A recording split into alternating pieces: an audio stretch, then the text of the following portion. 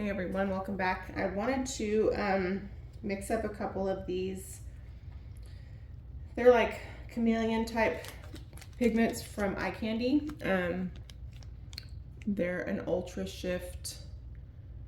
I got a sample pack so I could see the colors.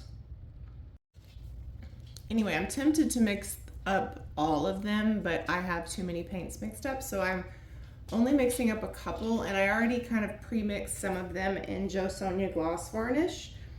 So I'm mixing them for blooms. I do have a discount code for you in the description box for anything with Eye Candy. It's Hope Designs, all one word.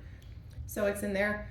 So if you are inspired and you want to try them, they look like they're going to be a lot of fun. So there's, how many in this pack? I just figured I'd do like an unboxing. I'm not going to mix them all because with the little amount of time I get to paint, there's no way I'm going to use them all. Let's see, there's 6. No, yeah, 6. I have 6 mixed up. I'm probably going to mix 2 with you. So that's 8. So there's 14, and they're little sample bags. So if you are not familiar with like Chameleon pigments, they're very expensive. And so they're usually sold in very small amounts to keep them affordable. But I just wanted to play around with them. So I'm going to show you the colors I mixed up. For what I did initially is I wet them with my Sonja Gloss Varnish for blooms and dissolve them. And then I will add a little bit of my Bear Dynasty Untinted paint, a little at a time. So this is one I already started. This is, and I'm going to butcher all these names. This is Hote or something, Hote. Anyway, it's like a purple that shifts green. And it's the untinted paint is going to make it look more muted, but that it's still going to dry it clear. So that's why I wanted to show these to you while they're just in the varnish. So when you're adding the untinted paint, you just want to add a little at a time so that you're not overly saturating it. So for this one, I added a little bit, and I'll add just a smidge more. And this is true of all pigments. This is how I mix my primary elements. This is how I mix pigments that are just like mica, So you don't want to just dump a ton of untinted paint in there because it's going to impact your color saturation. So I'm not going to mix all of them, even though I'm so tempted because I want to see what they look like. But I wanted to show you some of them.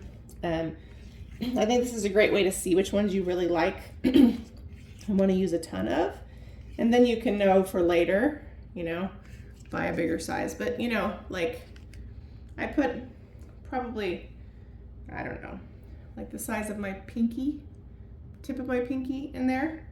And with blooms, this will last a long time. So even though the packages are small, sorry, I don't know why I'm coughing so much. Even though the packages are small, a little goes a long way with blooms. So the next color I want to show you, and these have been sitting in this gloss varnish for a little bit, so I need to get busy. So this is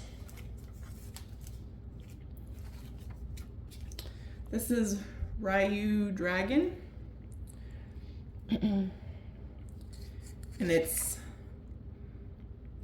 a really crazy green, and it shifts to a little bit of a deeper like green, but it's hard to catch it. So it's going to be hard to get it. You can kind of see it when I do that, but really cool. So let me put that one to the side. Sorry, actually. This one is Tanuki. I don't know. Don't mind the fact that I have paint on my nail. And this is like almost like a green gold that shifts to almost like a red violet. Really cool. Very cool. And then this one is Daikoku. I'm pretty sure I'm saying this wrong. If I'm offending anyone, so sorry. So this is really beautiful. Now, teals and blues are sometimes hard to photograph, but it's really pretty. I think it kind of shifts to a purple color. I'm trying to shift it the right way so you can see it. Really beautiful. And I was on the phone and I was mixing these, but I couldn't video them because I was on the phone. This one is Ebisu. This is sort of like a burgundy that shifts to like a coppery gold. Ooh, there's a clump in there. Anything with red in it, in the land of pigments, sometimes takes a little bit to break down. So let me see if I can get that little booger out of there. Could just be like a piece of mica or something that's not ground down all the way. Anyway, they're really beautiful. I just took it out. So I think these will be fun as like accents in blooms. You know, I obviously love sparkle. I use color art all the time. So I think it'd be cool to have a little, like an accent. They could be fun to use in resin too. Ooh. Okay, so there's that one. And then this one is, whoa, Ryko. This one's really pretty. So this one is like this one also has a clump in it. This is like got a green violet shift, and the green is what's picking up on the light. I kind of have to tilt it this other way for you to see the violet. On the surface, it looks kind of like a teal. I'm trying to get a good view of it. Again, greens and blues sometimes are really deceptive on camera. So those are the ones I've mixed up. I have I'm gonna mix up 2 with you right now, and then these others I have not mixed up. This is Manu. I tried to get some of each like kind of shade. This is, I don't even know how to say that. And I apologize if these are upside down because I'm pretty sure that's the way I'm gonna have to edit this. This is Tsunami. This one will be really pretty. This is a Maybe. This is Jurgen. Whoa. I'm sure I'm saying this wrong. And this is Tori. So those are the ones I'm not gonna mix up today. I'm going to mix 2 with you. So this is how I would mix up pigments, like primary elements, same concept. I wet them down first, get them good and dissolved, and then add the untinted paint. So in my opinion, it works best if you put a little Sonja in the bottom of your cup, because then you don't have to worry about scraping pigment out of the corners of your cup. It's just logical sense to me. So we're gonna do that in 2 of these little cups. And these are just like 2-ounce condiment cups. And then we're gonna do Kijamuna. I'm sure I'm butchering these names, like unbelievably bad. Okay, so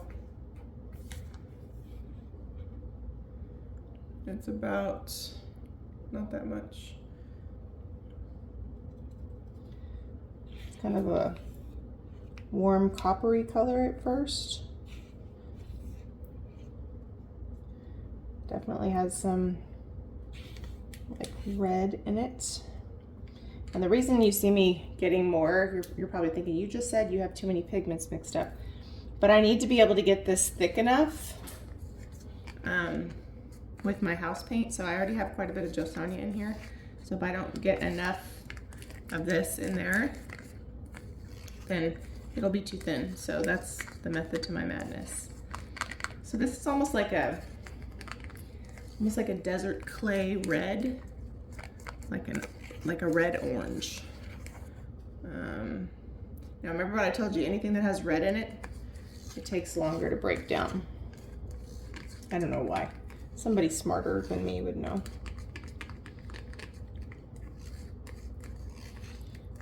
That's why some people don't have many super great red shades. I know Leslie certainly has a lot of them, but I've heard that red pigments are difficult. All right, so we're gonna let it sit for a second. We'll come back to that guy. Let it soak up in its juices. And now we're gonna do Benton. And so even though it looks like I'm taking everything out of this little envelope, there's probably still enough in here to do this a couple more times. So I don't want this to go everywhere, and discolor the other pigments.